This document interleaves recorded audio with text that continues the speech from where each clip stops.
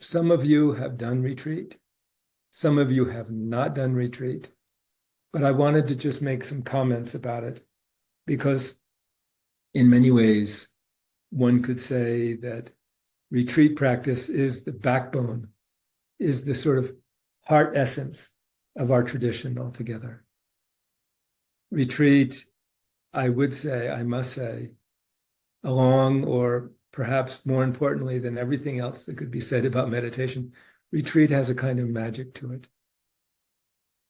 There's a beautiful quote by the late Irish philosopher John O'Donoghue that sort of, I think, encapsulates a lot of the spirit.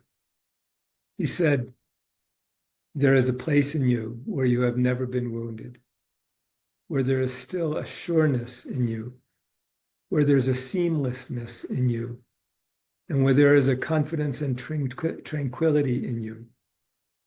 And I think the intention of prayer and spirituality and love is now and again to visit that inner kind of sanctuary. For me, that's a perfect description of retreat. Many years ago, I've done a fair amount of retreat, and many years ago, in the 80s, I went on a long retreat. I was living in Nepal at the time, but as counterintuitive as it seems, it's almost impossible to do retreat in Nepal. Nepalis don't have the tradition of privacy. So they figure that if the door is closed, there must be something wrong. So they'll knock on the door and just literally walk in at any given time. It's quite endearing. But if you think of yourself as the next Milarepa, it can be quite infuriating at the same time. So I came back and spent 6 months up in the low hills, the low mountains of Colorado.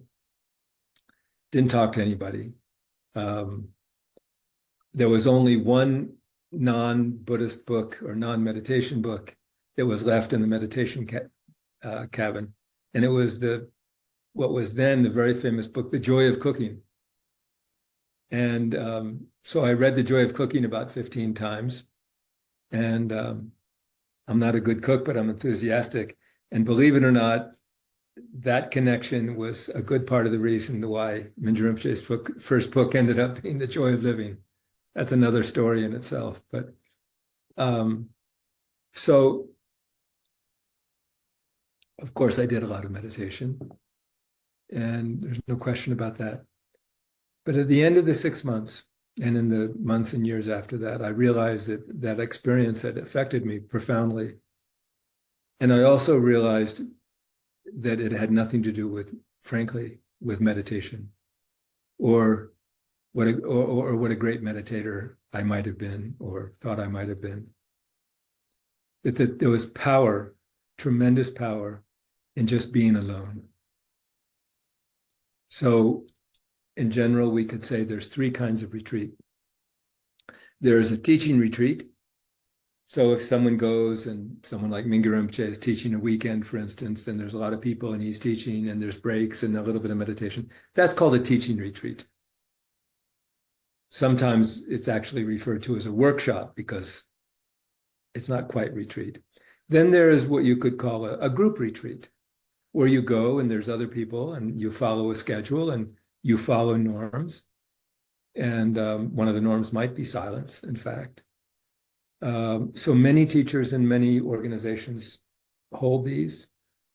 If some of you know, for instance, of Spirit Rock in California or IMS in the East Coast in the United States, there's places all over the world that conduct group retreats. Of course, this is wonderful. There's no question about it.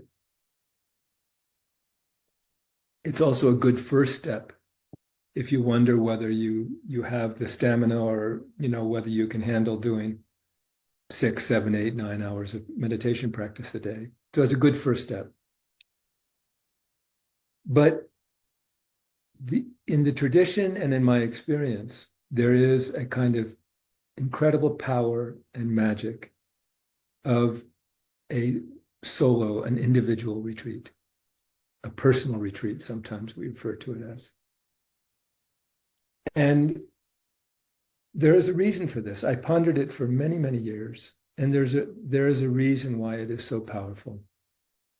So here, retreat means, Tolkien Ujin, when defining, Mingyur Rinpoche's father, when defining retreat, he said, retreat means to draw the boundary. And we actually kind of ritually draw a boundary around our retreat.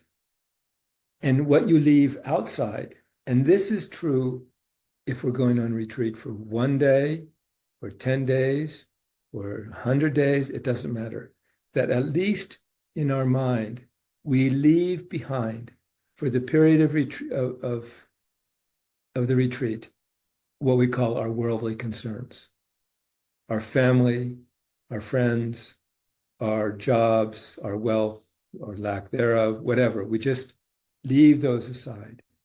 And that what we bring inside that boundary, as Tolkien used to say, is a deep sense of the truth of how valuable this life is.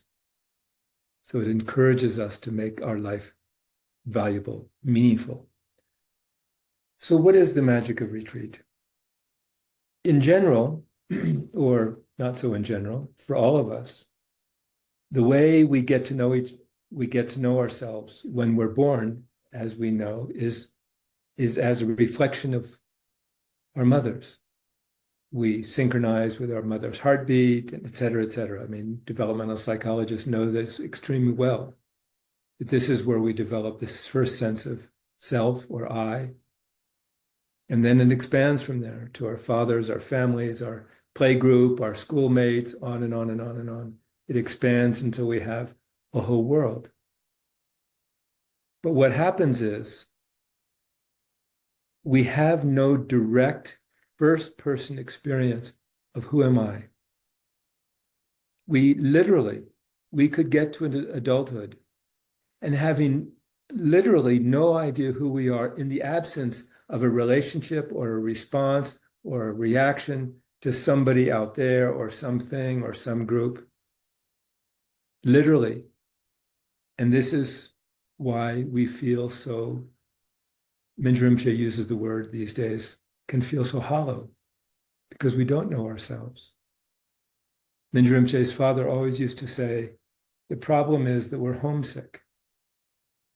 As I've mentioned here before, he said, birds fly far from the nest, but they come home at night. We've flown far from the nest, but we've lost our way home.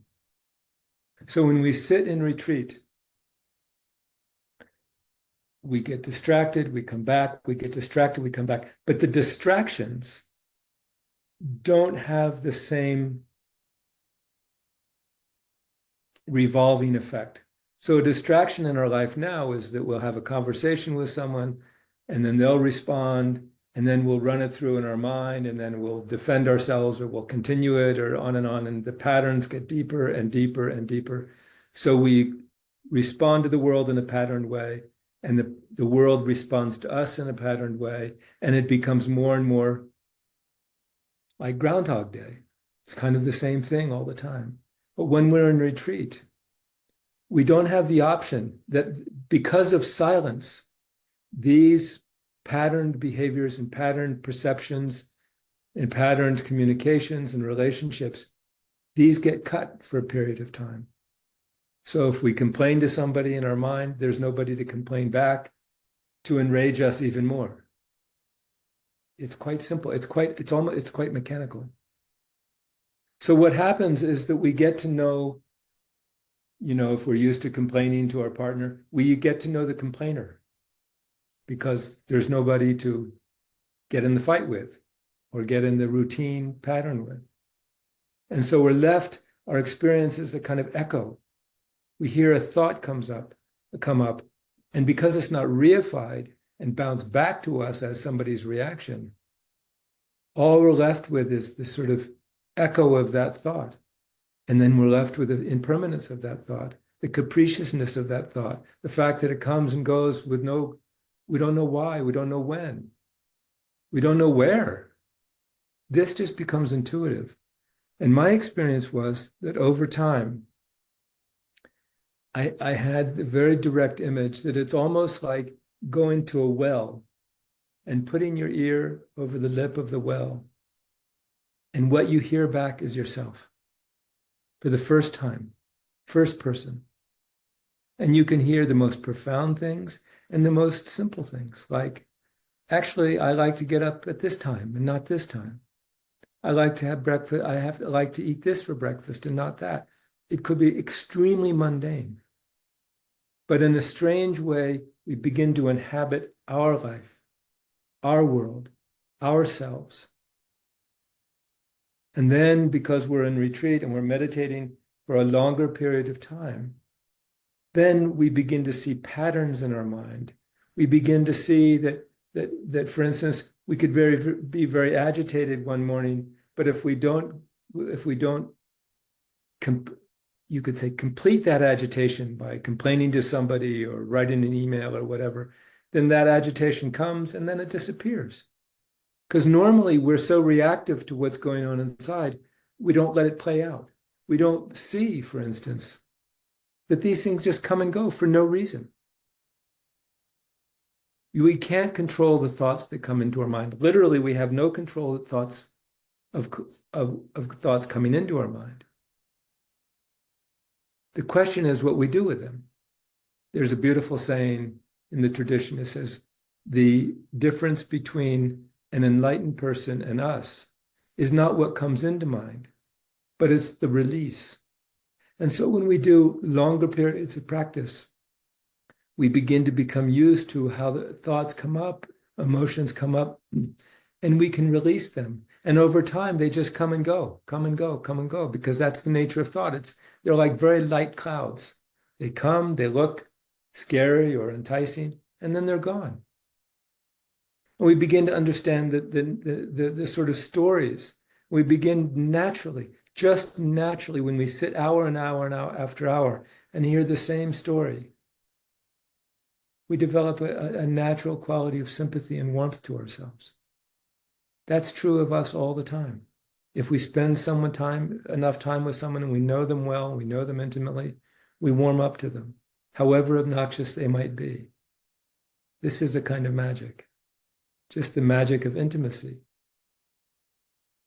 So like I said, I felt like my ear was over the well, and I began to just hear myself, remember things that had happened when I was young, good, bad, and indifferent. It's magic. And what happens then is you develop a kind of, it's very hard to say. It's like John O'Donohue mentioned. He said that you find a sureness, a seamlessness, a confidence and tranquility. Sometimes in geeky Buddhist language, we use the word groundless ground. In other words, we're learning that there's nothing, thoughts come and go and all of this comes and goes, but there's nothing really solid behind it. So it's groundless. There's nothing underneath all of this. But oddly enough, when we allowed ourselves to come back and be present to all of that, oddly enough, there's a kind of confidence that happens. If you say confidence in what, we can't really say, but there's a natural confidence, a sureness. There's an image in the tradition that says that we're like a flag in the wind, and every emotion and thought blows the flag. But over time, we become more identified with the flagpole and not the flag. This is that experience. And when you first have that experience, often people will remember it for the rest of their life. I literally can remember exactly where I was. I hate to say it, but it was probably 45 years ago at least. I could go back to the meditation center, exactly the step I was walking down the steps, where I had this first sense of like, ooh, something is okay. I don't know what, I don't know why, I don't know how. Something. This is the power of retreat. Again, the operative quality is silence and a little isolation.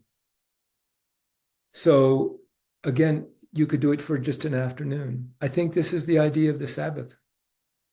You can just do it for an afternoon or 24 hours or 3 days. It's good to start small and develop a natural kind of both appetite for it and confidence in it. And then you can build it up. You can do it. And it doesn't matter whether you consider yourself a secular person or a Buddhist or a Christian or whatever. This is a contemplative practice of meditation. And this is how we deepen it. Sometimes we say that meditation on our cushion at home brings the pot of water to temperature, but retreat allows the water to boil. It's just one of the things that meditators say. So we don't have to go on retreat forever. But again, a day or two or three here and there can be just as life-changing as someone going off for a year. In fact, I've done long retreats. I think scheduled time to time, short retreats are actually more effective. So these are, and then, in terms of like exactly what to do on retreat and things like that, you could contact me. I've created information on the website, but I wouldn't know where to find it. You could contact us, contact me, contact practice@tergar.org, or have an interview, and we could work out exactly what a retreat schedule might look like, depending on your interest and your time and etc. So let's open it up for questions about this or absolutely anything.